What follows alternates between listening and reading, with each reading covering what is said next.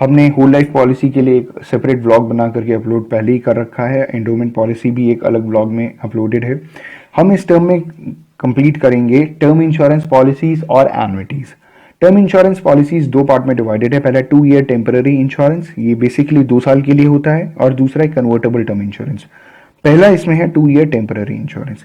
Temporary insurance में इन्होंने बोल रखा है 2 ईयर वाले में कि जो सम अश्योर्ड है वो तभी पे किया जाएगा जो इंश्योर्ड है, मतलब जो पॉलिसी होल्डर है, अगर उसकी डेथ हो जाए तो, और डेथ होने के बाद उसके नॉमिनी या लीगल हेयर्स को ये चीज पे किया जाएगा। नहीं पे किया जाएगा अगर वो सरवाइव कर जाता है। अगर उसने 2 ईयर की पॉलिसी ले रखी है और 2 साल के अंदर अंदर उसकी डेथ नहीं होती है, वो सरवाइव कर जाता है, तो ये पॉलिसी के लिए कोई भी क्लेम नहीं कर सकता, कोई पेमेंट नहीं होगा।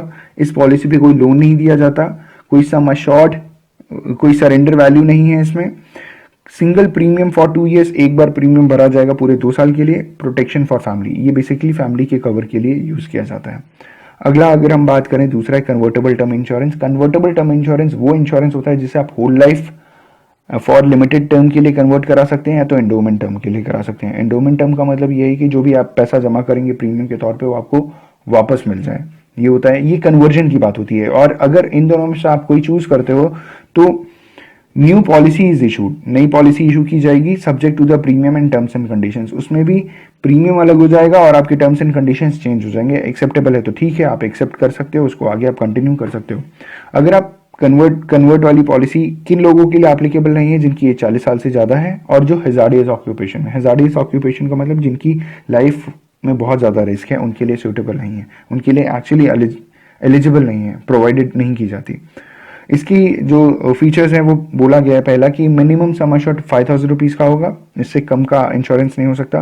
दूसरा बोला जा रहा है प्रीमियम आप हाफ ईयरली बेसिस पे या एनुअली बेसिस पे कर सकते हैं, या तो आप सिंगल टाइम पे प्रीमियम पे कर सकते हैं, एक बार आपने पेमेंट कर दिया। ये इसका जो टर्म पीरियड होता है या तो आप 5 साल के लिए करा सकते हैं, या तो 6 साल के लिए, या तो 7 साल के लिए। इन्हीं 3 ऑप्शन में से आप कोई भी एक्सरसाइज कर सकते हैं। Sum assured is paid only after the death of life assured before the expiry of the selected terms. मान लीजिए मिस्टर एक्स ने 5 साल के लिए इंश्योरेंस करा रखा है, तो जो सम अश्योर्ड है paid only after the death of life assured before the expiry of selected term. 5 साल खत्म होने से पहले अगर डेथ हो जाती है तो सम अश्योर्ड दिया जाएगा, वरना नहीं पेमेंट होगा।